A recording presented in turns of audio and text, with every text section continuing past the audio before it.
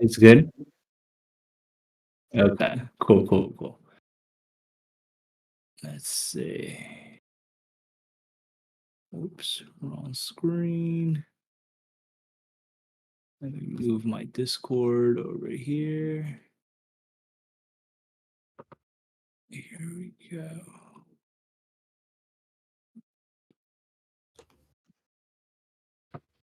So your bot is doing very well. It's doing good. Has a couple of entries. Up 3.48% on 2x leverage. Not bad, not bad. Very steady. Yeah. I mean, In the green. yeah, in the green. Look at my other bots. One's down 29%. So Ouch. yeah. Good thing I only put in 300 and put in more into your bot. Your bot's doing very well. Glad to see that. Glad to see that. But yeah, honestly, in the market, not much has changed. Let's just take a look. I mean, honestly, we're just been in this chop for the past 5 weeks almost, right? Everybody can see my screen, right? Okay. Yeah, it's fine. Cool, cool, cool. Yeah, so I mean, we have a 27,000 support and 30,000 resistance, and a 28,000 midpoint, and we just been chopping along here for the past couple of weeks. And yeah, as I said, I think last week I didn't really have a clear view. I mean, I remember the first time we live streamed, I drew this chart. It's scarily following it, the green line at least. It's scarily following every point. I didn't move this at all. It's just kind of the candles just followed it. So that's kind of cool. But of course, I don't want to say like I can predict anything because the market's so crazy. Anything can change at a moment's notice. But this has been following pretty well. So today we have, in the U.S. at least, we have the debt ceiling issue, right? We have the debt ceiling issue. Basically, Congress has to raise the debt ceiling, or we're gonna default, or the U.S. will default on its loans and debts and borrowings, which is not what we want to see. But however, this is actually a positive, a bullish catalyst for Bitcoin, because if they do default on their loans, the U.S. no one's gonna trust the U.S. dollar, right? This is just like another Bitcoin, since Bitcoin has been acting like gold. This is just another benefit, another tailwind for the case of using Bitcoin and being your own bank instead of trusting different governments, such as the US with your dollars, or converting your other currency into dollars, right? So this actually, if this doesn't go through, it would be a very positive catalyst for Bitcoin. If you guys look at the chart of gold, it's basically been holding up very strongly. And if we get any kind of delay with the raising of the debt ceiling or no positive news, we can see gold finishing this wave C, like we kind of talked about last time. And then if that happens, I believe Bitcoin will also get this bounce back up to 29, 30,000 again before coming down lower. In the end, I believe the debt ceiling will be fixed, because the U.S. definitely does not want to default on its debts. That would be crazy. That would definitely cause a global financial crisis. So I don't think the U.S. wants to go mess with that in any type of way. But in general, that is the news for this week. And then tomorrow we also have inflation data in the US, which is also very important, because everybody's, kind of still concerned about interest rates, what the Fed is going to do. And if inflation comes in hot, the Fed might raise interest rates again next week. And that would definitely be a detrimental factor on Bitcoin's price. Let's go. I want to just take a look from a top-down view. Let's look at the monthly chart. On the monthly chart, if we're looking at this on a super long time frame, we had a pullback, right? A deep bear market, and then we had a bounce into this 30,000. So, like, nothing has technically changed at all. So our target is still 35,000, but at this 30,000 range, we wouldn't want to be going long to reach this 35,000 target just because we're so close to it already, looking from the monthly chart, right?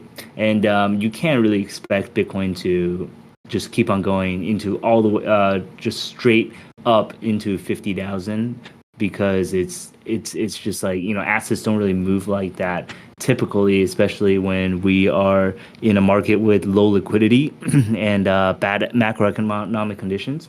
So you know, we don't recommend taking a long right now just for this short period of time to reach 35,000, because if you guys see supports around 20,000 or even 20,000, right? So we could have like a deep pullback into that versus a small increase to 35,000. The monthly chart isn't really telling me much. So then I want to dig down to the weekly chart. Let me just get a clear chart. To the weekly chart. And this is looking pretty negative. It looks like it wants to break down. We have tested this 27,000 level 1, 2, 3, 4, 5, 6 times already. And for the past, I want to say 2 months, right, we've just been consolidating here. And after having a false breakout over 30,000, we basically retraced back into 27. So for the past 5 weeks, we have been just consolidating around this 27,000. So that's what the weekly is telling me. And now let's dig down deeper into the daily chart.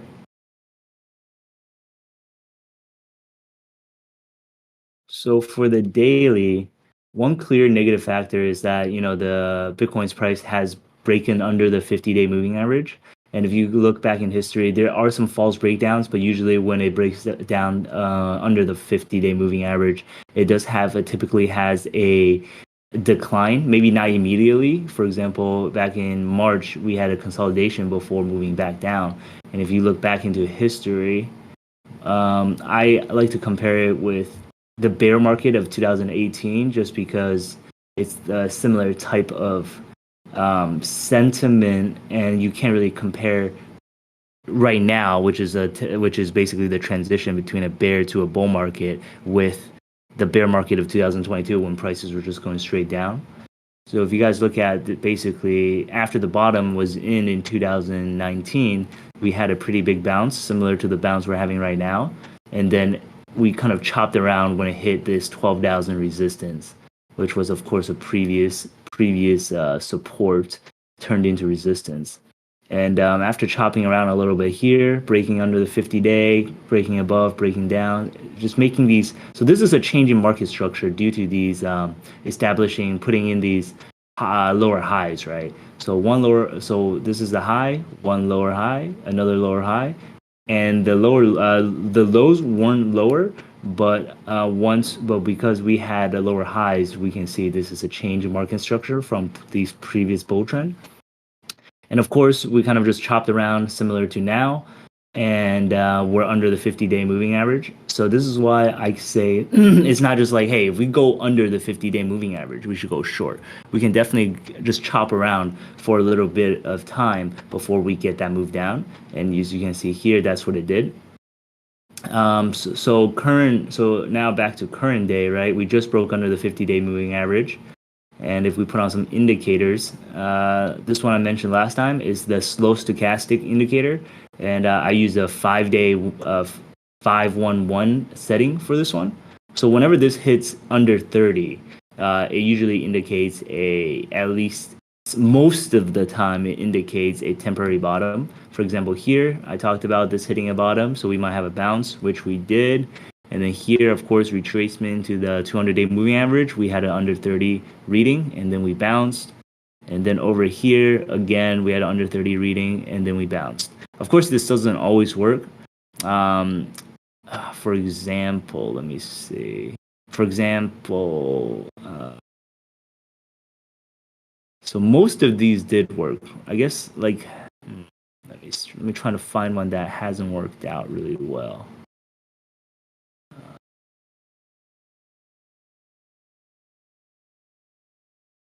Okay, I think over here. Yeah, over here. So over here, you know, we had the big decline. We were under 30, but it didn't bottom But I guess this stayed under 30, so you would consider this still the bottoming action. It's actually kind of hard to find one that gives me a pretty false signal, I guess. But it doesn't always work. But basically under 30, it's bottoming. It basically price is in a bottoming formation. When this crosses over 30 is what I'm looking at, is where basically where the bounce comes in. So I wouldn't buy the reversal, even though this 27 is support. We have tested it multiple times in the past. I wouldn't buy this until the money wave kind of goes or reclaims this 30 level. And just overall on the daily, this is looking very bearish just because we tested the top multiple times and we're always coming back down to this resistance. And this looks kind of like distribution just because of the amount of times we're spending at these high levels. We had a false breakout, coming on down. We retested the breakdown level, false breakout level, and then we just consolidated. So it just looks like, people who accumulated earlier in 20,000s or even like 18, 15,000s are just distributing up here.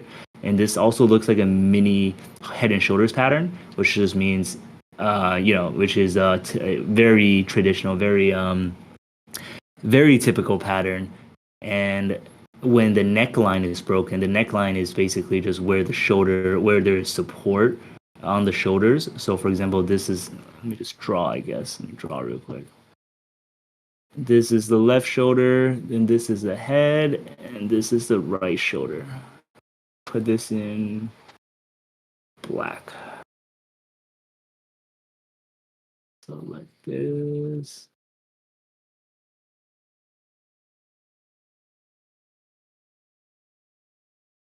Maybe put this in black. All right, there we go.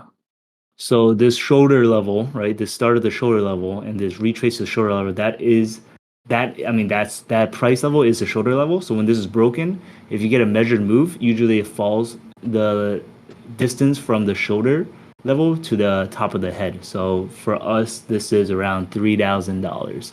So if we break this shoulder level, our target would be around 24,000 to 25,000. And that aligns with the uptrend line that we basically had from the bottom bottom put in December, and then we got a retest with the retrace into 20,000 during the SVB banking crisis. And then with this head and shoulders pattern, I wouldn't be surprised to see a retrace back into this uptrend line before continuing higher. And of course, this head and shoulders just adds to my conviction with the 200-day moving average and the uptrend line kind of converging and showing that it's basically two levels of support. So that is my basic view of this. What would change my mind? So looking on the opposite side, what would change my mind is if we break this 27,000 level, and then we get a false breakdown, and then we reclaim 27 or 2750. So that would kind of change my view of this whole situation, because that would be a bullish divergence, right? So if it's a failed breakdown, so a failed breakdown to the downside, and we get a reclaim, that is a bullish divergence, and that would change my mind about this whole 24,000 target pullback. But before that happens, this is my base case and what I'm looking for, and I would be going long around 24,000, or if you want to short, you can short on the break of 27. Just know that it's more risky because you can get a reclaim, and for the reclaim, I want to see a reclaim within like 2-3 days. If it stays below 27,000 for 2-3 days, then the likelihood of a reclaim and reversal becomes lower. Okay.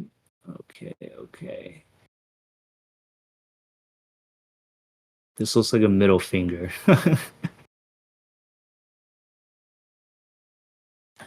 I only see a sombrero. It could also be a sombrero. Fun times drawing on charts. Does anybody have any questions on that?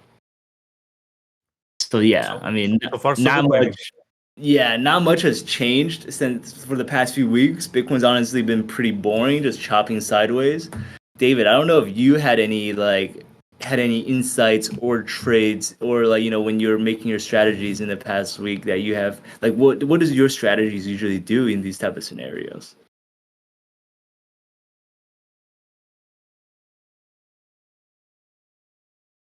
I think he's on mute. Yeah, I think he's on mute too.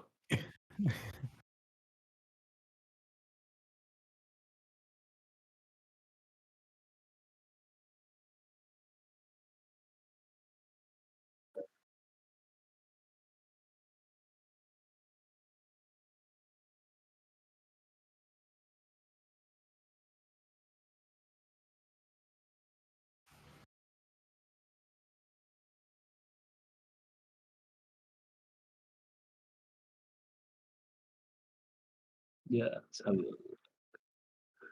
So you shorted.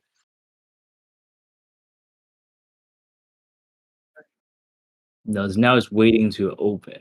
It's short Bitcoin at 28,185 and closed it 2783.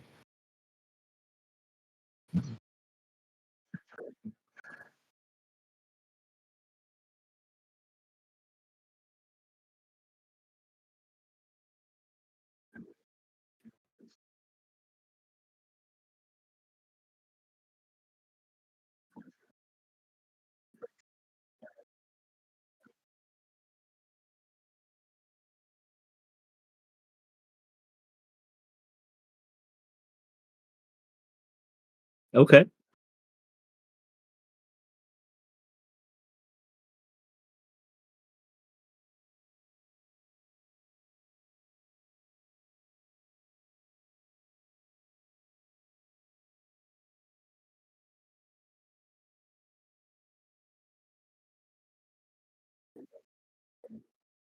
What time frame? Sorry, G.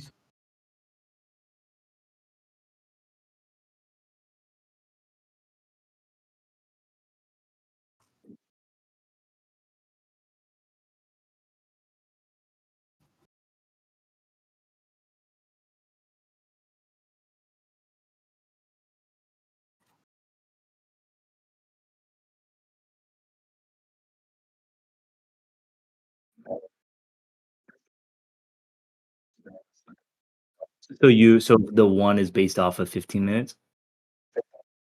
Okay. Okay. Interesting. That's very.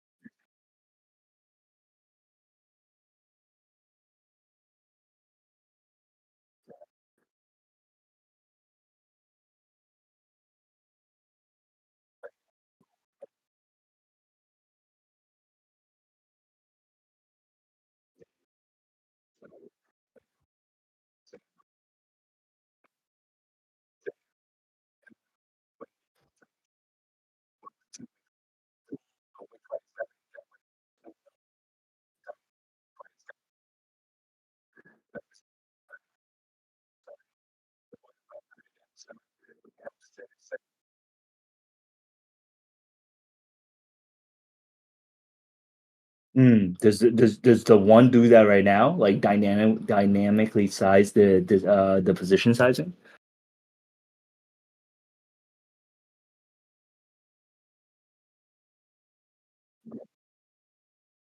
Mm.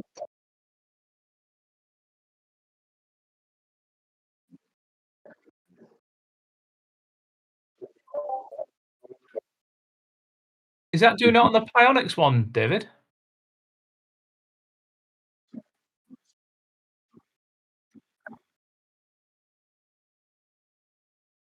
Oh, okay.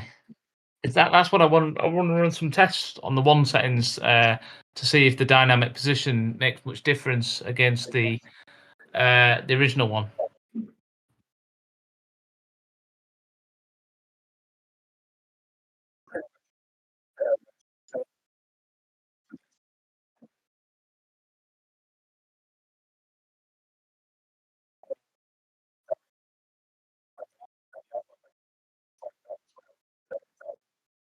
But the McDavid. Yeah.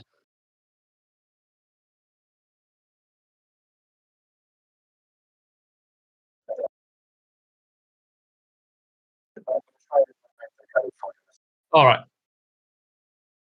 Yeah. Cheers. Do you Uh, do you do you do you give do you just provide the strategy or the code also?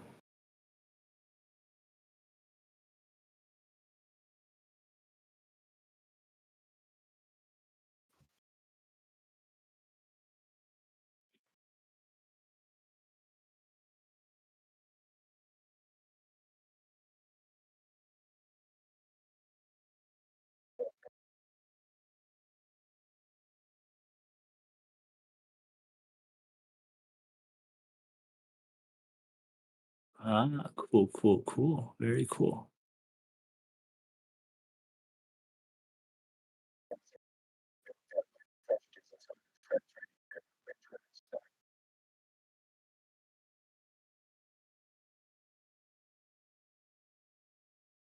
You can just add a so it's like what like ChatGPT. You just add an indicator in there and it creates a trading strategy for you.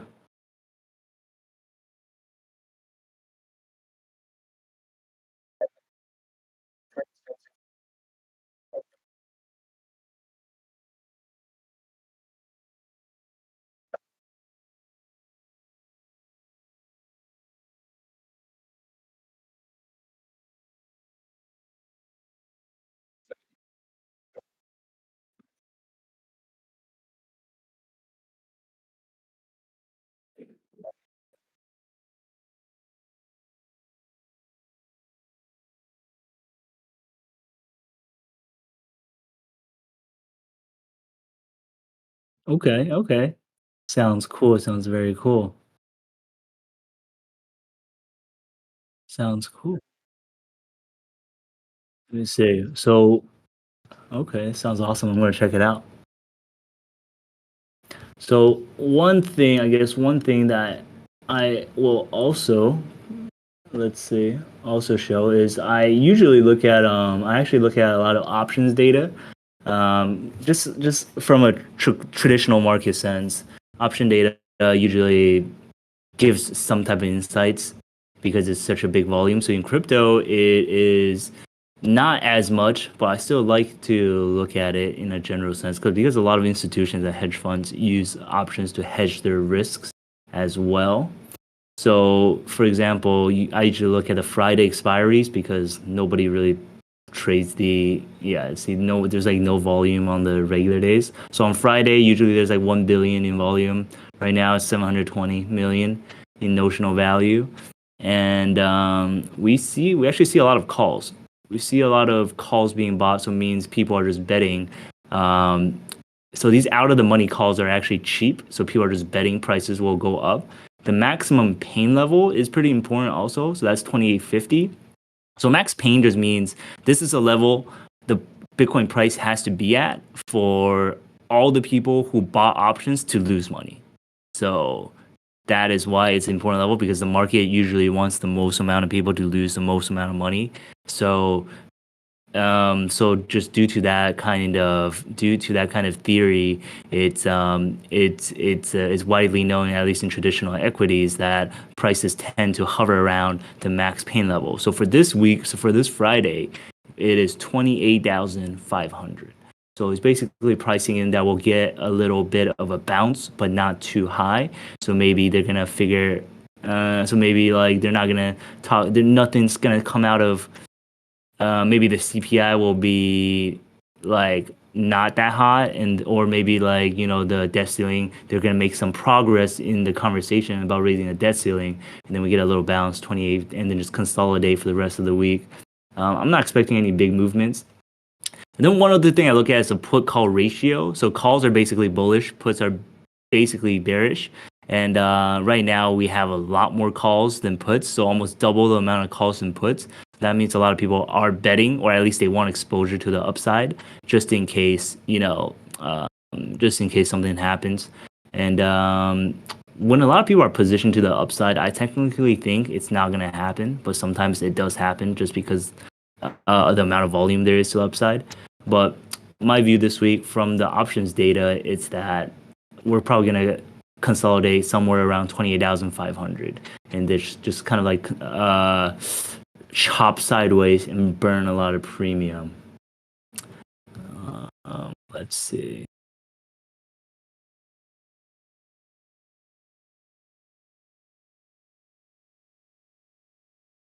Ooh. So we have funding rates as well. Let me see. Give me 1 second. Where is the funding rate chart?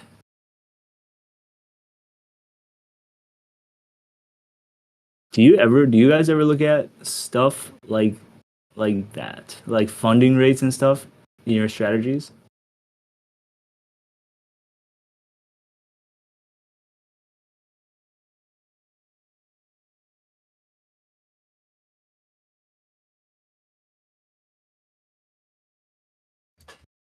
Yeah, definitely.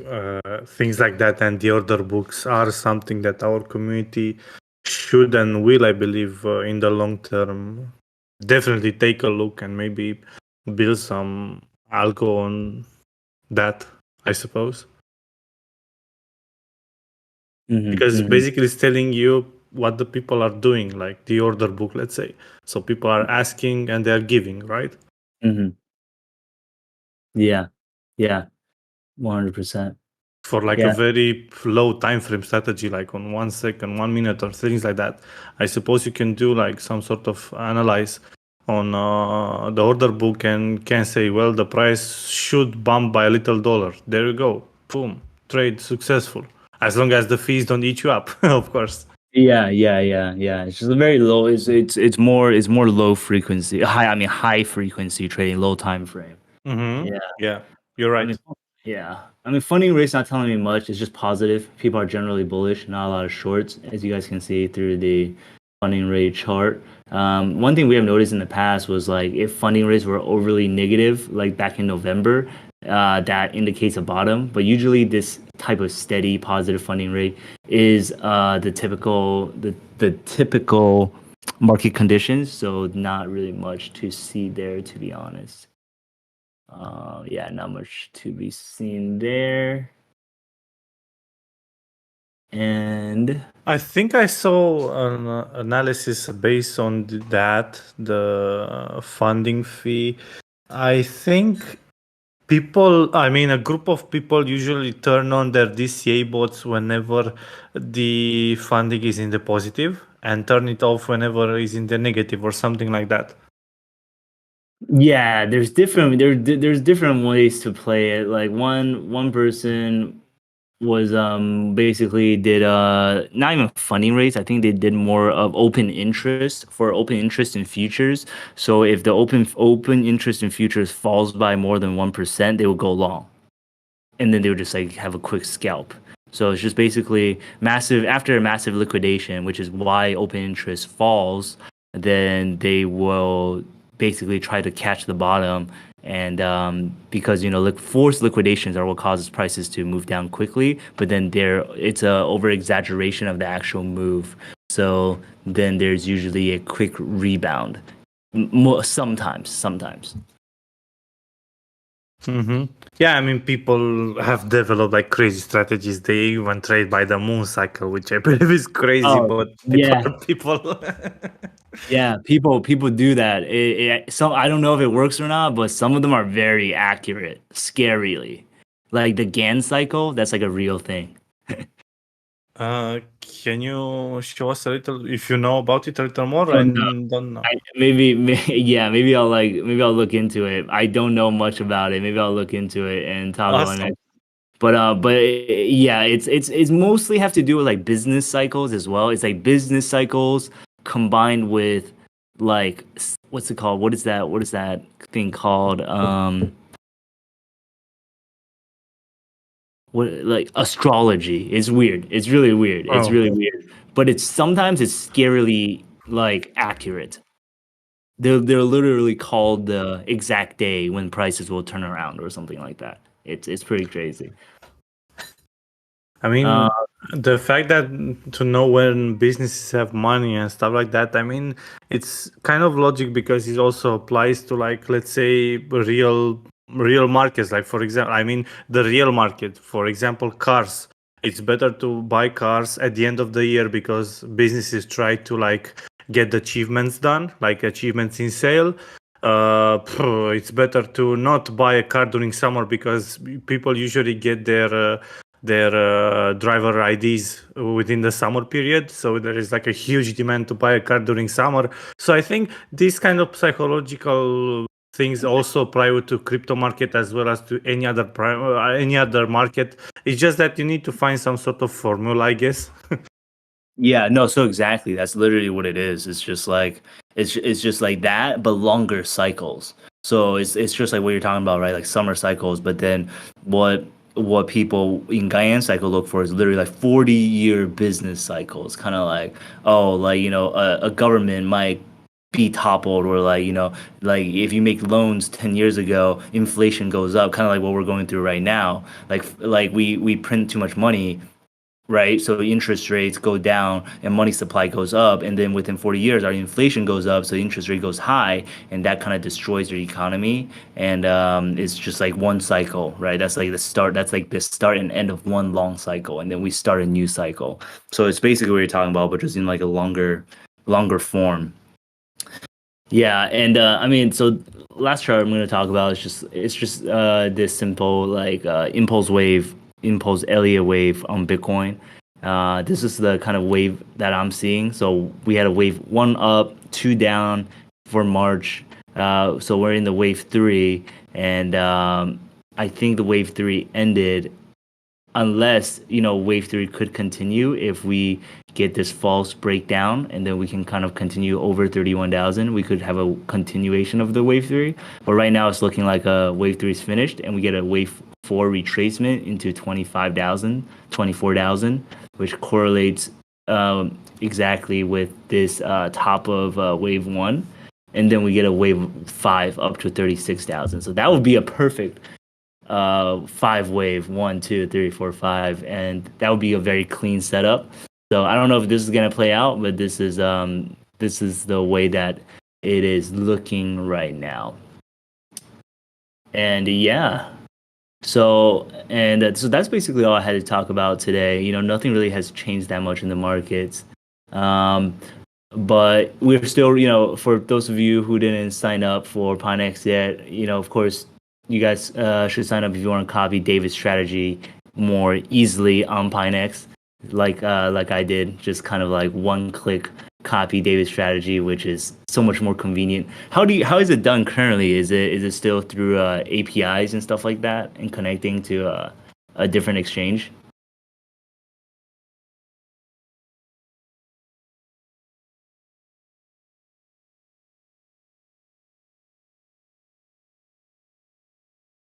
Okay, yeah. So I mean, if if anyone is tired of doing that whole process, you can just come over here and copy David's strategy by selecting copy. Yeah, I I that's would awesome. I would think that is a way easier process if just for the regular beginner. And of course, we still have the futures bonus going on in the chat. I think you guys put it under the Pinex, the Pinex. The Pinex room. Yeah, you guys can go to the Pinex room and click on that, sign up, and you will get up to 2,500, I believe, in the futures. And of course, if you have your own TradingView strategies, you can connect it through the Signal bot. And let me see if we added the stop loss. I know someone asked about the stop loss, and I guess they haven't added it. Let me see. Oh, they did. They added the take profit and stop loss per trade. So I know people were asking about that last time. So they have added that. You can select whatever leverage you guys. Oh, they have added the leverage, the amount, and then you guys can have a take profit ratio and a stop loss ratio per trade now. So there is that. I think that makes it easier versus having to code it into the strategy. So that is added, and if anyone if anyone in your group has any more, suggestions or needs for the signal bot, definitely let me know, and I will get the recommendations over to our engineering team. I forgot who was asking last time, but he was like, "Oh yeah, I definitely want this feature before I started using it."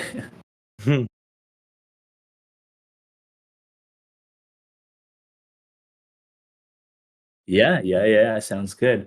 But yeah, that's basically all I had to. Yeah, yeah, we And need there will all of we need all of DaviddTech strategies on here. be, and I also talked with the technical team over at Pinex. We pretty much are in a very close contact. I also submitted some more suggestions, like to make the sorting more user friendly of the Mhm. strategies. Marketplace? Also, sorry. The marketplace? Yeah, within the marketplace. And also, like, one suggestion was that the marketplace is pretty hard to find. Like, you have to Yeah, go to the yeah, more, then click yeah, the marketplace, and some steps which are pretty much hidden, I suppose, to get to like yeah. the DaviddTech signals and all the other signals that are linked to Pionex.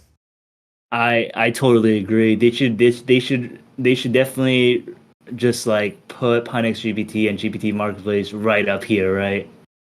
Mhm. Algo, Algo trading marketplace or bot marketplace, right up here. Exactly. Yeah. Also, the leverage, since it's somewhat limited to only X1 and X2 and X3, I suppose it should be a little more higher by default, since it should be more friendly with user getting started, like with a smaller initial investment. Of course, you're supposed to use more leverage, take care on that, but still it would be a lot friendlier for users with smaller amounts as initial investments, in my opinion. So that's if David wants to put, like, if David tells us he wants a 10x leverage on his the one, we can put that on there. Yeah, I mean, we are also. I just said we submitted like a bunch of ideas, a bunch of suggestions, a bunch of make the life easier suggestions, I suppose, within the latest, let's say, suggestion lists, and hopefully they should be added soon. Yeah. So for the bots, you don't have the option, but look, if you basically for this for Bennett, if you want like 10x leverage, we can put it on there. So Mhm. you just have to tell us for that one. It's already added, There basically. was like another question for me, like why should the influencer or the original creator of the signal uh, force you to use whatever the amount he wants, when as user you should have more freedom? Maybe I want to use 10x and the influencer says, oh, you can use only 5x or 20x. Uh-huh. That's Uh-huh. why I think more freedom to the user should be beneficial to the platform. Got it. Got it. Our thought Mhm. process on that was because if the strategy was made to be used with a 1 to 5x leverage, and if the user uses a 10x leverage, what if it doesn't work on 10x leverage? So for example, like if the strategy has constant drawdowns of 10 to 20%, if you use 1 to 5, it might be okay, but if you use 10, you might just blow your account. Yeah, like if you have like data on the max drawdown, you can see like the max drawdown was somewhere in between 10%. You should definitely not go for 10x leverage. But Right. again, there should be like recommended settings and freedom to the users. I believe that's the good in the middle, if you ask me. Got it. Got you. Okay, sounds good. Yeah, I understand. Just have it recommended, but you can also have the option to do Yeah. other ones Go as by the well. book.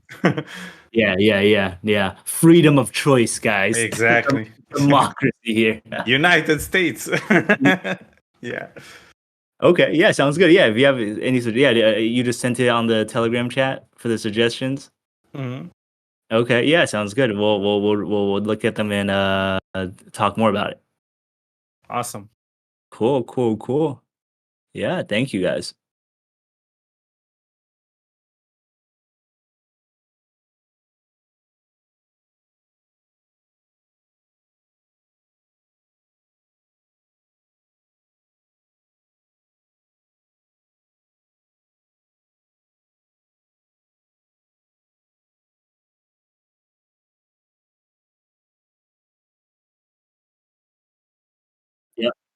Excited to see them on here.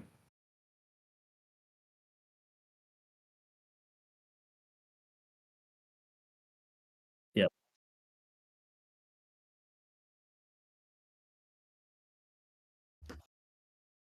Perfect. Sounds good. Yeah, your bots, I mean, the one's been doing very well, so I'm excited to see what you got cooked up.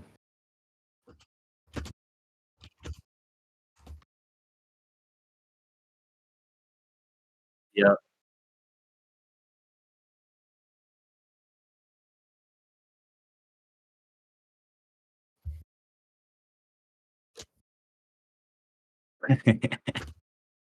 For sure. Okay, yeah, sounds good. Thanks for having me on, guys. Yeah, yeah. Look, hopefully there will be more movement. Well, I don't know what I'm gonna talk about. Is there any news coming, like any CPI or something releasing this week CPI, or next yeah. month? CPI news tomorrow, and then today. Oh, And we have the debt ceiling, we have the debt ceiling stuff they gotta figure out. So mostly just like that type of stuff. No other real news I have seen in the market on that side. I mean, of course, there's like, Bitcoin ordinals and stuff and altcoins. I guess, one last thing is altcoins just been kind of dumping. I forgot to mention, all the strong altcoins have been dumping as well. So, altcoins are not fun to trade right now. If you guys look at ARB, right? Arbitrum, it was very hot. We had, ouch. yeah, let me see, where is the trading range thingy majig? Uh, whatever, I'll just use a horizontal line. We started off in this type of trading range. We broke out, false breakout, and now we're dumping, right? Now we're dumping. Now we broke under the support line that was established. That's basically all its price history. So this is very ugly. If we don't get a reclaim into this trading range, we can like continue. We're gonna see Arbitrum continuing down. We can also look at Optimism. Optimism was also very hot recently, and that just looks very ugly on the chart. It's breaking down. So optimist. Yeah, all the altcoins, all the strong. These are the strong altcoins, by the way. These are not the weak ones. Even all the strong altcoins are just like looking very ugly. And Pepe, I think Pepe is down like 80%, 60%. Yeah, Pepe is down 60% from its highs. Yep, 60%. So obviously, this meme coin, I wouldn't buy it. It's this keeps on dumping because people keeps on buying all the way down, and then you just keep on getting liquidated as it goes down lower. So the more you buy, the more this is gonna go down. I know how ironic that is, but so Pepe's dying. What's the Pepe market cap now? I think it was 1 billion before. Let's see how much it is now. 730 million. That's still very high though, to be honest. 726 million, number 60 on the coins list.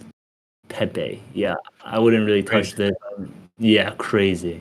I wouldn't be touching this unless you're like a pro trader or something. Just like scalping the 15-minute. Personally, wouldn't touch it myself. Um, yeah, but in general, the altcoins has been dying. Aptos looks ugly, been dying. But these might be good opportunities when Bitcoin stabilizes because of how much these are dumping, right?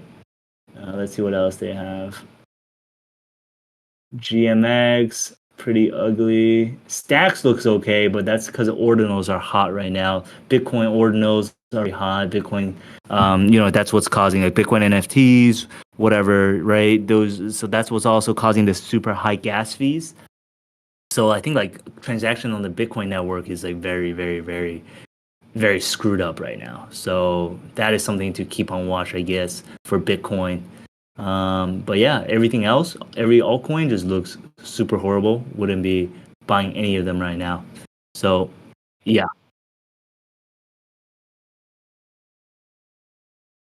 that is just a quick summary on the altcoin market. Yep, cool.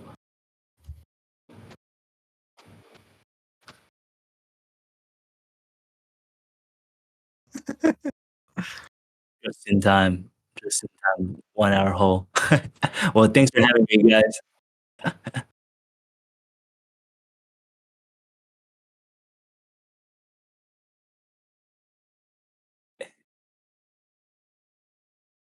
Bye bye. Bye bye. See you next week. Guys.